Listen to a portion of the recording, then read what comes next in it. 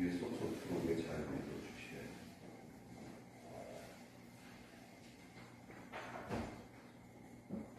오늘 읽은 마태복음 한상 28번째 시간입니다.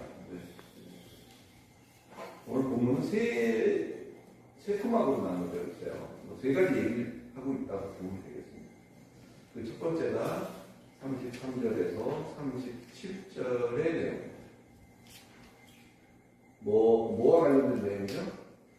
맹세에 관련된 내용입니다. 되게 맹세를 잘하는 사람들에게는 공통점이 있는데 그것은 자아의식이 강하다는 거예요. 자아의식이. 내가 다시 무엇을 하면 내 손에 잠을 드린다. 이런 얘기 들어보셨잖아요. 이런 표현으로 대표적으로 얘기할 수 있는 이런 다양한 맹세 말들이 있겠습니다. 이런 류의 사람들은 모든 일을 자기가 관여해서 자기가 컨트롤하고 자기가 제어할 수 있다는 생각을 하는 그런 특징이 있다는 거예요. 자아의식이라고 아까 제가 표현을 했는데 자기가 할 수 있다고 생각하는 거예요. 내가 다시 한번 이 일을 하면 내가 내 손에 잠을 잘 지린다. 이게 무슨 소리예요? 다시는 안 할 자신이 있으니까 하는 거다. 그만큼 자기 의지가 강하다. 오늘 본문의 내용도 이런 맹세에 대한 것들을 가지고 있는 거예요. 산상수훈 처음 우리 시작할 때 잊지 말아야 될 키워드가 뭐냐? 예수가 입을 열어 가르쳐 가라사대로 시작한 게 산상수훈이라고 했어요. 그동안에는 전래되어 오는 이야기를 통해서 그때는 이런 서점에서 이런 책을 팔지 않았겠죠, 절대적으로. 그리고 이게 한 번으로 이렇게 묶여져 있지도 않았어요. 그래서 그저 전승으로 마을에 그것도 좀 큰 어떤 도시 같은 데에 있는 지위가 좀 되는 그런 성직자에게 두루마리 필사본 하나 정도가 있을까 말까? 그럼 나머지는 그 얘기를 듣고 전하고 들은 사람이 또 전하고 이런 식으로 해서 이 내용들이 쭉 전승되어져 내려오는 거죠. 그래서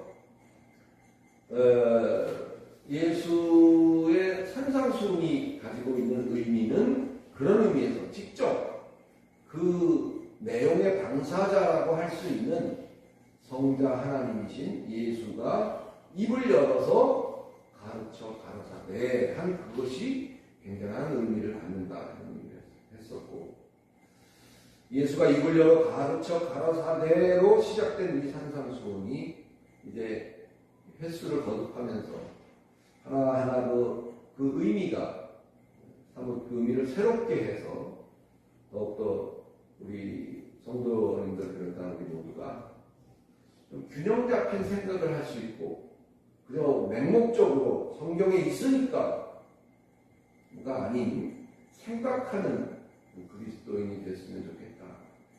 그래서 균형 잡힌 신앙이 되어가기를 바라는 마음으로 사실은 이 산상수훈 강의 작업을 하는 것입니다. 자, 그럼 오늘 본문으로 돌아가서 옛 계명으로서의 가르침과 예수가 입을 열어 가르쳐 가라사대 하시는 새 계명으로의 가르침의 가장 큰 차이는 무엇일까? 궁금해지기도 하죠. 옛 계명에서는 이 맹세에 대해서 말하기를 맹세를 남발하지 말고 한 번 한 맹세는 하나님 앞에서 그것을 반드시 지키도록 해라. 이것이 옛 계명에서의 맹세에 대한 가르침이에요.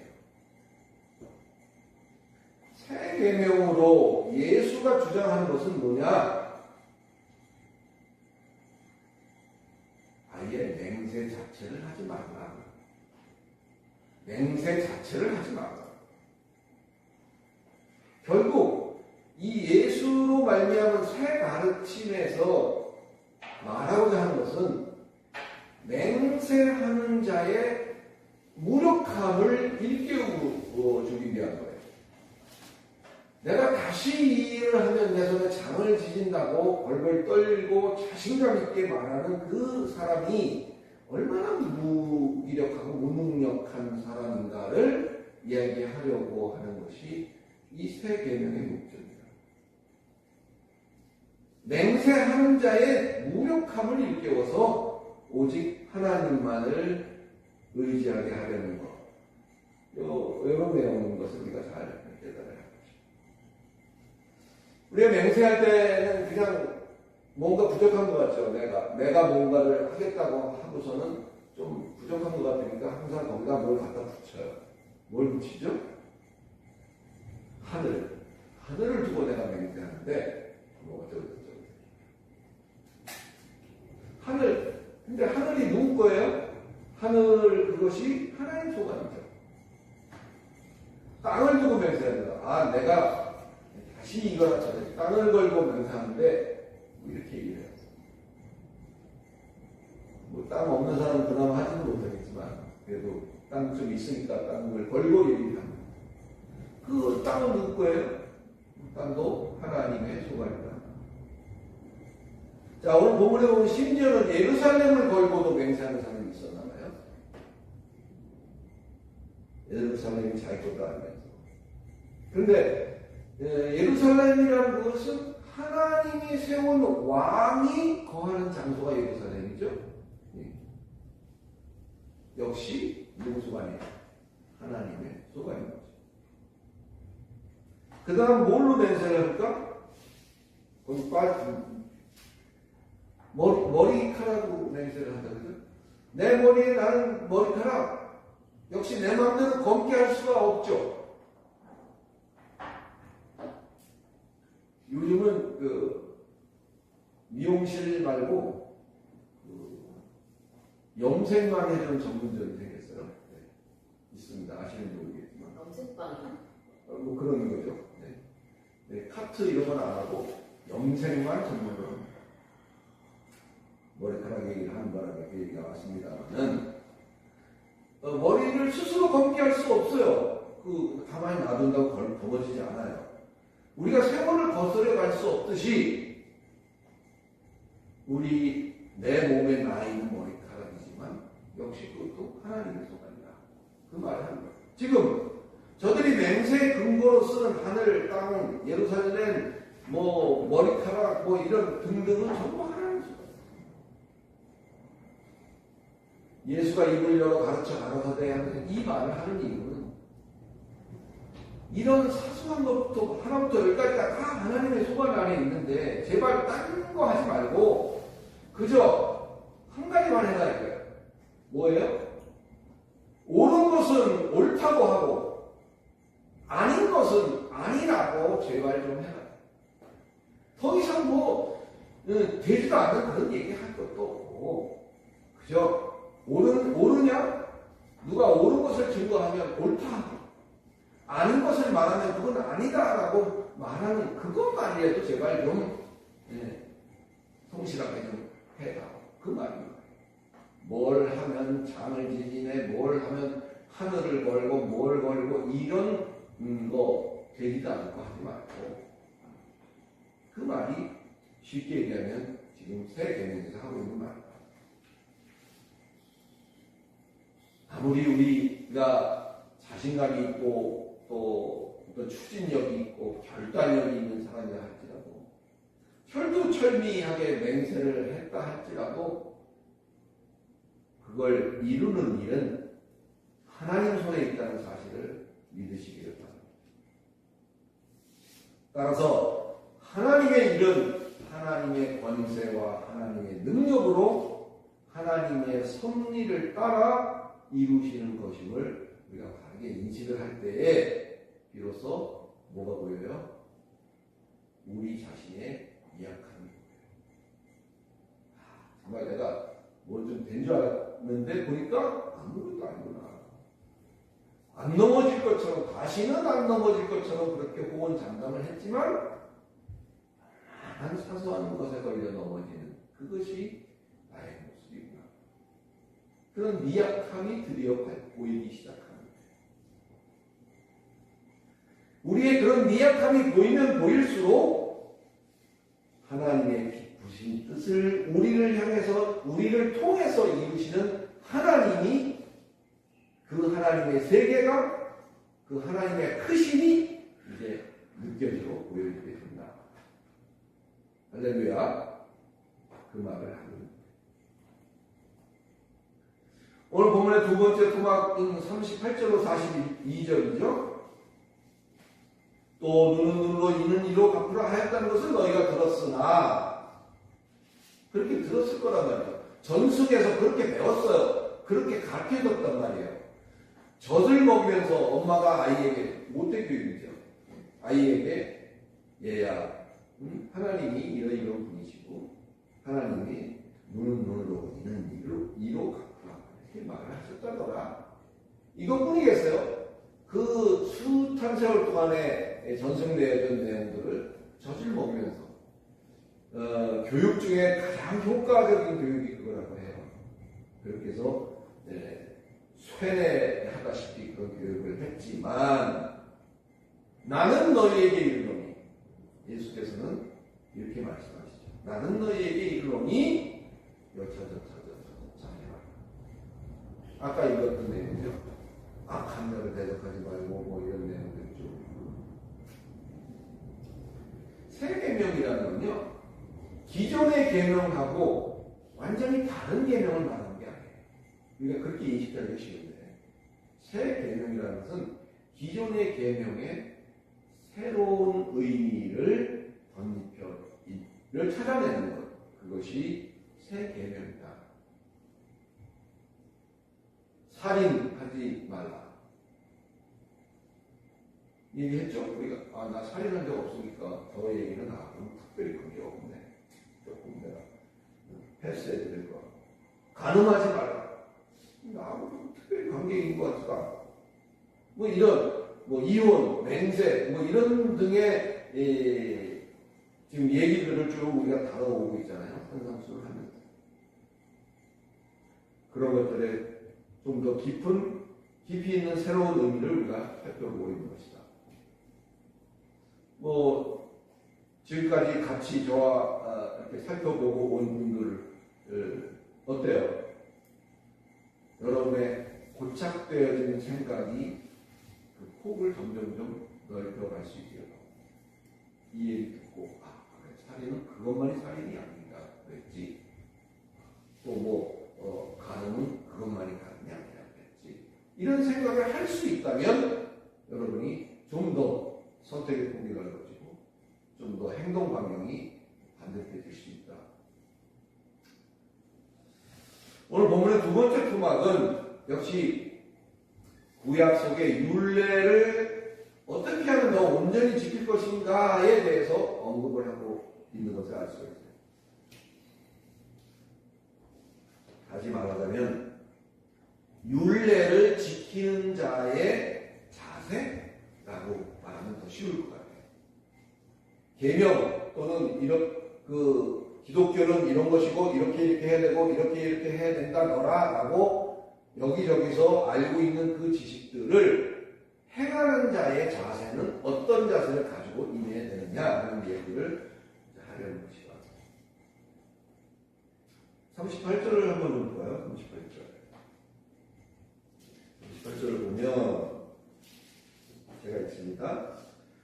또 눈은 눈으로 이는 이로 갚으라 하였다는 것을 너희가 들었으나, 눈은 눈으로 이는 이로라는 이 말이 출애굽기에 나오는 말이에요. 출애굽기 21장 22절 이하의 내용을 인용해서 예수께서 말씀하신 것입니다.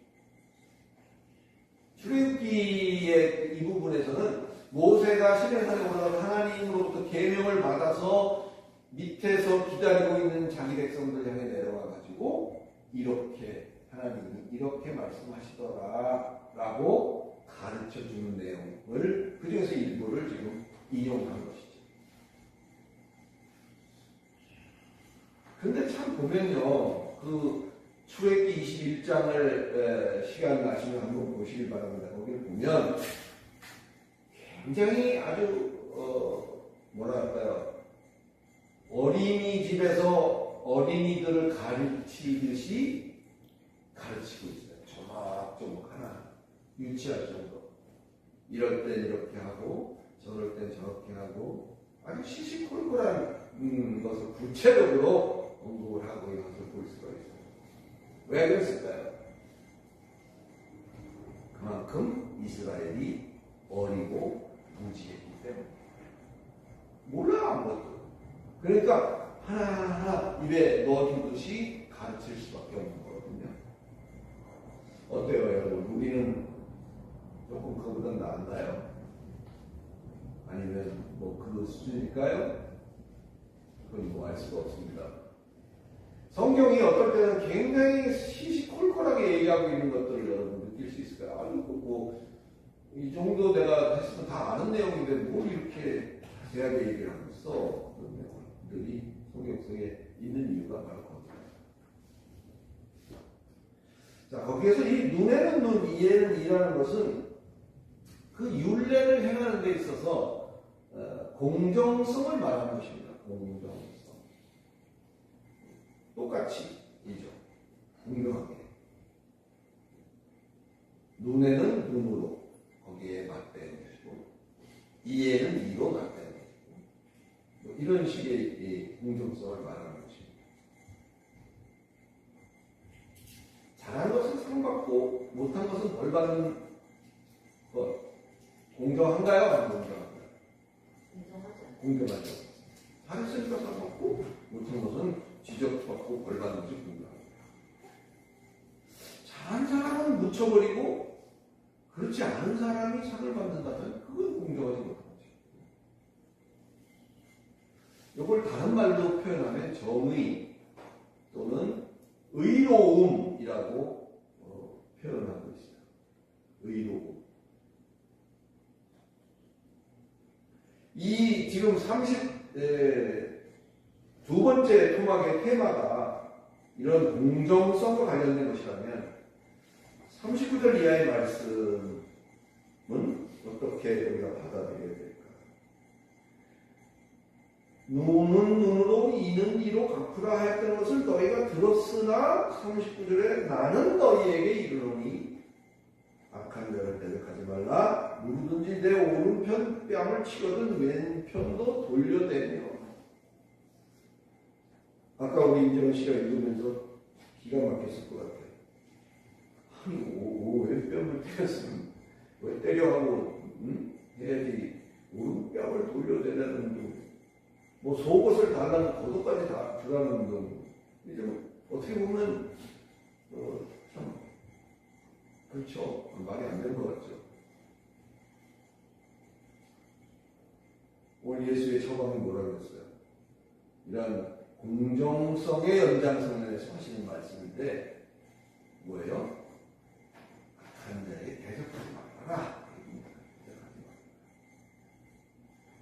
악한 자에 대한 너희들의 태도는 어때야 되느냐? 공정해야 된다. 성경대로 말하자면 대적하지 말라. 이렇게 표현했죠. 내가 잘못한 거나 상대방이 나에게 잘못한 거에 대해서 그 응분의 대가를 치르는 것은 우리가 당연하다고들 얘기하잖아요. 그러면 악한 사람은 악한 자에 대해서는 어떻게 돼야 되는 거죠? 악한 자는 악한 자니까 이런 거룩한 율법은 그 사람에게 해당이 없어. 악한 자는 악한 자니까 그 적용 대상에서 제외되는 거야. 여러분 이걸 잘 이해하시기 바랍니다. 본문을 읽어보면요, 아까 선한 자에게도 하기 힘든 수준을 요구하잖아요. 오른뺨을 치면 왼뺨도 돌려대고 이런 내용을 읽어보시면 그거 할 수 있는 일이긴 한가요? 그렇게? 네. 어렵죠. 아니 불가능할 거예요. 그거 할 수가 있겠어요? 그게 새 계명의 어려운 부분이에요. 악한 자는 나쁜 놈이니까, 너는 나쁜 놈이니까 내 마음대로 내가 판단해서 율례와 관계없이 내가 아무렇게나 해도 되는 거냐, 이 얘기를 하고 있는 거예요. 사실은 이해가시나요? 로마서 12장에 보면, 여기 19절에 보면 이런 내용이 있습니다. 내 사랑하는 자들아, 너희가 친히 원수를 갚지 말고 진노하심에 맡기라. 기록되었을 원수 갚는 것이 내게 있으니 내가 갚으리라 하고 주께서 말씀하십니다. 이렇게 로마서에 기록되어 있어요. 악한 자는 나쁜 놈이니까 내가 판단할 수 있다 생각하는 거죠. 그래서 내가 그에게 제재를 가합니다. 불이익을 줍니다.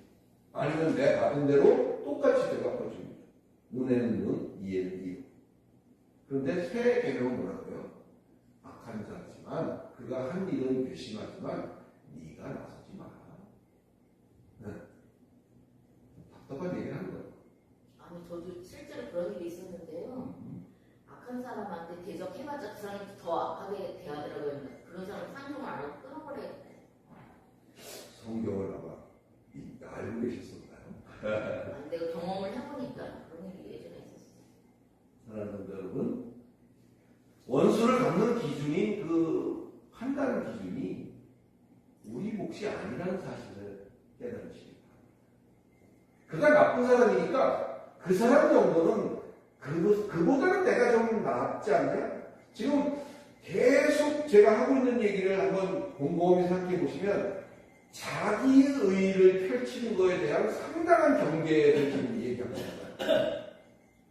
그 사람보다 내가 좀 낫다고 생각되잖아요. 그 사람은 나쁜 사람이고 나는 적어도 그 짓은 안 했으니까 그보다는 좋은 사람일 거 아니에요. 그러면 그 사람보다 내가 의로운 거 아니에요? 이 생각을 하기가 쉽다는 거예요. 그렇게 되면 어떤 우를 범하느냐, 거기에 대한 예수는 이런 이야기를 하시는 거예요. 원수가 밖에 있으니 답답한 상황일 수도 있습니다. 요 부분에서 우리가 상당히 잘못하는 부분이 많아요. 거기서 우리가 그 잘못하고 있는 우리 자신을 한번 발견할 수 있길 바랍니다. 그런데 사실 이거는 또 어떻게 보면 인지상정이에요. 오죽하면 세상법을 두고도 그런 말이 있어요. 법보다 뭐가 가까워? 주먹이 가까워. 법에다가 이놈을 갖다 내주려니까 뭐 1심, 2심, 어쩌고 또 뭐 항소하고 그 결국은 또 뭐 내가 원하는 그 판단이 나오지 않을 수도 있잖아요. 우리 근자에 그런 거 많이 봤죠. 그래서 나온 말이 법보다 주먹이 가까워. 악한 자의 그 꼴을 지켜보는 거 쉽지 않습니다. 악한 자들이 기세 등등 날뛰는 거 눈뜨고 쉽지가 않죠. 아니 우리 실력으로 아까도 얘기했지만 불가능해요. 어떻게 몇 뺨을 때렸는데 오른바가 됩니까? 사랑하는 성도 여러분, 그러나 새 계명 예수께서 입을 열어 가르쳐 가셨어요. 우리에게 그런 말씀을. 그래서 우리는 신실하게 오늘 우리가 깨달은 대로 우리는 그렇게 하죠. 억울해도, 때로는 분해도, 때로는 용서할 수 없어서 잠이 오지 않는 그런 지경이 된다 할지라도 직접 대적하지 말고, 직접 따지지 말고, 그저 우리는 우리의 행할 바를 묵묵히 믿음으로 감당하여서 이미 받은 바 은혜에 흠집내지 말고 오히려 그 받은 바 은혜의 영광을 더하는 그런 복된 자들이 되시기를 예수 그리스도의 이름으로 축원합니다. 이제 마지막 토막이 남았죠. 43절로 48절의 내용입니다. 또 내 이웃을 사랑하고 내 원수를 미워하라 하였다는 것을 너희가 들었으나, 그렇게 들어왔죠. 이웃을 사랑하고 들어왔어요. 내 원수를 미워하라 하였다는 것을 너희가 들었으나 나는 너희에게 이르노니 원수를 어떻게 하라? 사랑하라. 너희를 핍박하는 자를 위하여 뭐하라? 기도하라. 참 이런 처방을 하셨다. 이같이 한즉 하늘에 계신 너희 아버지의 아들인데. 사랑하는 여러분, 요즘 세상의 작태를 보면 세상이 얼마나 이기적으로 되어가는지 깜짝깜짝 놀래하죠. 부모 자식도 없어요 이제는. 그죠? 자기만 있어요. 그래서 내가 하고자 하는 것에 걸림돌이 되면 과감하게, 그죠? 자식도 포기하고 팽개치고 갖다 버리고 심지어는 거시기하기도 하죠.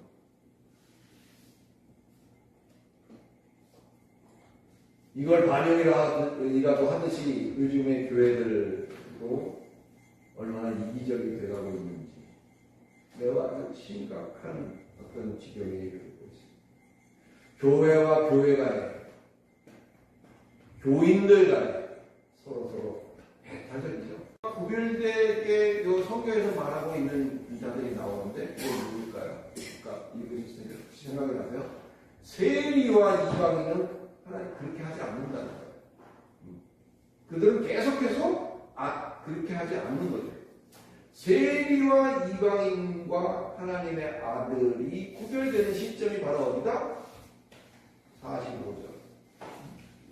원수를 사랑하고 핍박하는 자를 위해 기도하는 그 시점이 그들과 그들이 갈라지는 분기점이다.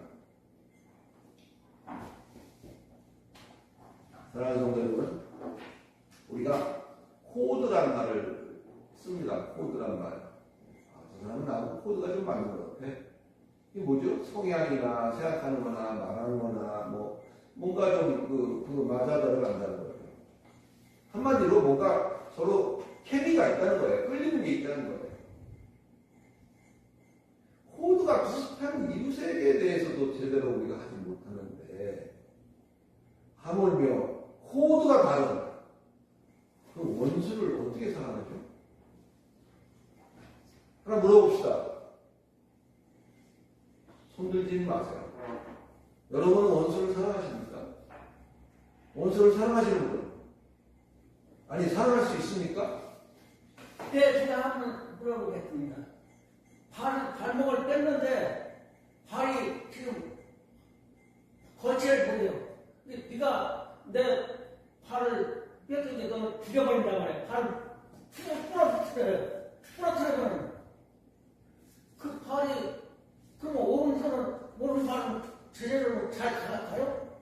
못 가죠. 못 가는데 오른발이 왼발 부러진 발을 쌈에서 붙들고 어루만지면서 가면 걸어갈 수가 있어요.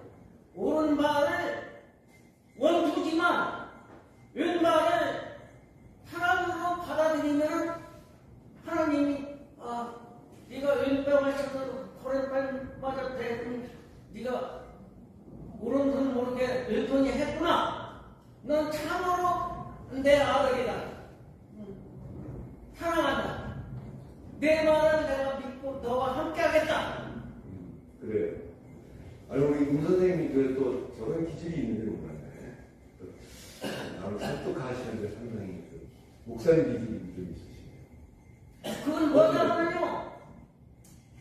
이 발이 젓가락도 짱이 맞아서 부시를 써야 그래요. 아니, 설명을 좀 천천히 듣기로 하고요. 네. 그 말씀이 아주 틀린 말씀은 아니죠. 원수를 사랑한다는 또 다른 차원에서의 해석일 수도 있겠어요. 근데 사실은 그 코드가 비슷하고 나하고 상당히 절친한 관계에 있다 할지라도 하기 어려운 거를 전혀 코드가 다르다고 생각하는 소위 말하는 원수를 어떻게 사랑하겠는가.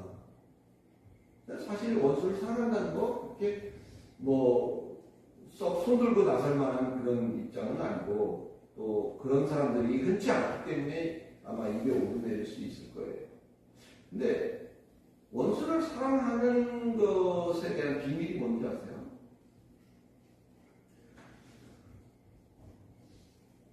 목사는요, 제가 지난번에 우리가 같이 읽었던 요한계시록에 있는 말씀 기억하세요? 읽는 자와 듣는 자와 그 가운데 기록된 것을 행하는 자가 복이 있다. 그래서 이 목회자는요, 여러분도 읽는 자일 수 있지만 저도 읽는 자인 거죠. 읽는다는 것은 그냥 글자를 읽어드리는 게 아니라 그 안에 있는 의미와 내용을 풀어서 설명해 드리는 것이 읽는 자의 역할이다. 그렇게 말씀을 드렸어요. 이 원수를 사랑하는, 어떻게 해야지 이 사랑의 비밀이 뭔가? 이거는 읽는 자만이 풀어드릴 수 있는 거예요. 우리는 원수를 사랑하라는 이야기를 딱 듣는 순간 뭐가 떠오르시냐 하면요, 뭔가 내가 원수에게 해야 될 것 같은 그런 생각을 하게 되게 됩니다. 자동적으로. 원수를 사랑하라 하면, 그래, 내가 원수에게 뭘 그럼 해야 되는 걸까? 이런 생각을 하게 되는 거죠. 그러니까 어렵고 안 되는 거예요. 그런데 오늘 본문이나 이런 부분들을 자세히 보면 그게 아닌 거예요. 하나님의 저들의 사랑하는 방식은 어때요? 거기 아까 잠깐 읽은 거를 묻어놨습니다만은 악인과 선인에게 해를 비추시고 비를 의로운 자와 불의한 자에게도 같이 나누시는 거예요. 이 말은 이것이 원수를 사랑하는 비법이에요. 저들, 소위 말하는 원수들을 향해서 특별히 내가 뭔가를 스페셜로 해야 될 게 없다는 거예요. 따로 뭘 하는 게 아니에요. 그걸 하려다 보니까 안 돼. 내 실력으로는. 내 생각으로는 그것이 용납이 안 되기 때문에 못하는 거예요. 깨달으시기 바랍니다. 무차별적인 실천이 원수를 사랑하는 그 사랑의 비법이다. 이것을 우리는 오늘 마음판에 담아가시기 바랍니다. 그저 선한 이웃이 있는가 하면 원수도 있다는 것을 인정하는 것. 그게 사랑입니다. 그저 선한 이웃 때문에 베푸는 사랑이 원수에게까지 영향을 미쳐서 그도 햇살을 받는 혜택을 누리고 그도 때를 따라 비가 와서 촉갈 말라 터지지 않는 혜택을 누리는 거죠. 근데 그것이 누구 때문에? 선한 이웃을 위해서 하나님이 하시는, 무차별적으로 하시는 그 일 때문에 그 일이 그에게도 영향을 미치게 되는 것이고, 그게 여기서 말하는 이 장면에서 말하는 사랑이다. 그 말이죠. 사랑하는 성도 여러분, 자, 마태복음 13장 25절 우리 한번 좀 찾아서 읽고 넘어가십시다. 그래야 조금 더 기억이 나중에 잘 나시거든요. 우리의 대독자이신 임정희 씨가 한번 마태복음 13장 25절 이하 몇 절 읽어봐 주세요. 25절부터 몇 절이요? 몇 절 읽어보세요. 제가 스톱하세요. 사람들이 잘 때 그 원수가 와서 곡식 가운데 가라지를 뿌리고 갔더니 싹이 나고 결실할 때 가라지도 보이거늘 집 주인이 종들이 와서 말하되 주여 밭에 주물씨를 뿌리지 아니하였나이까 그런데 가라지가 어디서 생겼나이까 주인이 이르되 원수가 이렇게 하였구나. 종들이 말하되 그러면 우리가 가서 이것을 뽑기를 원하나이까 주인이 이르되 가만 두어라. 가라지를 뽑다가 곡식까지 뽑을까 염려하노라. 둘 다 70대까지 함께 자라겠다. 10대 내가 축분들에게 말하기를 가라지는 먼저 걷어 부살에게 단으로 붓고 곡식은 모아 내 곳간에 넣으라 하리라. 네, 자동으로 30절까지 읽었습니다만 굳이 구원 설명이 필요 없을 정도죠. 네, 아주 정확한 얘기를 하고 있는 거예요. 가라지 놔두라는 거예요. 원수도 마찬가지예요. 하나님의 관심은 원수나 가라지나 하나님을 대적하는 것들에 있지 않아요. 하나님의 관심은 오직 여러분에게 있어요. 하나님의 아들된 우리에게 있어요. 우리를 위해서 비를 내리시고요. 우리를 위해서 때를 따라 무언가를 하셔요. 그것을 원수, 가라지 같이 누리고 있는 거죠. 그러나 언제까지 그렇다? 영원히 그렇지 않다. 때가 이르면 구별이 되고 그렇게 하실 것을 성경은 우리에게 말하고 있어요. 이해가시죠? 사랑하는 성도 여러분, 가라지를 용납하는 것이 혹이 뭐 가라지가 놔두면 개과천선에서 알곡이 될까봐 놔둔 거예요? 우리 임 선생님은 딱 웃으셨어. 벌써 이 감잡으셨다는 얘기죠. 가라지는요 절대 100만 년이 지나도 가라지지 알곡은 안 됩니다. 그래서 혹시 이거 가라지 될까 해서 그걸 아끼는 게 아니에요. 오히려 그거 뽑다가 알곡 상할까봐 가라지를 놔두고 있는 것일 뿐 오직 하나님의 관심은 알곡에만 있다. 우리도 신앙생활을 하면서 우리가 사회생활을 하면서 주변에서 만나는 여러 사람들이 있습니다. 코드가 맞는 사람, 안 맞는 사람, 뭐 상종해야 될 사람, 정말 상종하지 말아야 될 사람, 뭐 여러 가지 분류가 있습니다. 상종해야 될지, 말아야 될지를 누가 결정을 했어요, 여태까지? 스스로 했잖아요. 저 사람은 내가 경험해 보니까 같이 상대하면 안 될 사람이야. 이것도 뭐예요? 월권이죠. 지난 시간에 우리 임 선생님이 딱 캐치하셨던 포인트. 그 선을 넘는 것도 선을 넘지 않는 것 상당히 중요합니다.